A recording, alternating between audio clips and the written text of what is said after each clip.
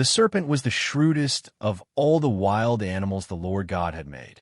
One day he asked the woman, "Did God really say you must not eat the fruit from any of the trees in the garden?"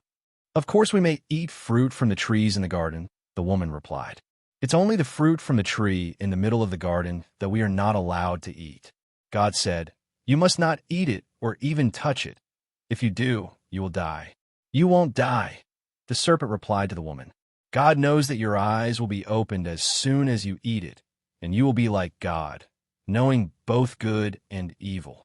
The woman was convinced. She saw that the tree was beautiful and its fruit looked delicious, and she wanted the wisdom it would give her. So she took some of the fruit and ate it. Then she gave some to her husband, who was with her, and he ate it too. At that moment their eyes were opened, and they suddenly felt shame at their nakedness. So they sewed fig leaves together to cover themselves. When the cool evening breezes were blowing, the man and his wife heard the Lord God walking about in the garden. So they hid from the Lord God among the trees. Then the Lord God called to the man, "Where are you?" He replied, "I heard you walking in the garden, so I hid. I was afraid because I was naked." "Who told you that you were naked?" the Lord God asked. "Have you eaten from the tree whose fruit I commanded you not to eat?" The man replied, "It was the woman you gave me who gave me the fruit, and I ate it." Then the Lord God asked the woman, "What have you done?"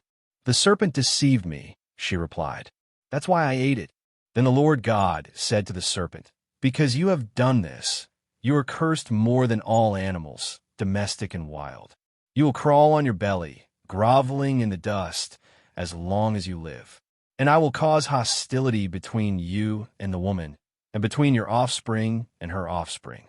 He will strike your head, and you will strike his heel." Then he said to the woman, "I will sharpen the pain of your pregnancy, and in pain you will give birth. And you will desire to control your husband, but he will rule over you."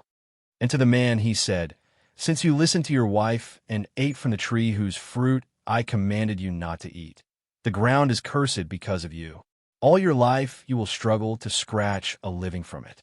It will grow thorns and thistles for you, though you will eat of its grains. By the sweat of your brow will you have food to eat until you return to the ground from which you were made. For you were made from dust, and to dust you will return." Then the man, Adam, named his wife Eve, because she would be the mother of all who live.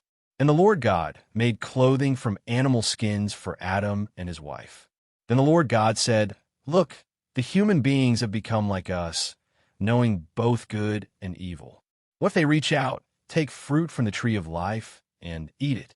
Then they will live forever." So the Lord God banished them from the Garden of Eden, and he sent Adam out to cultivate the ground from which he had been made.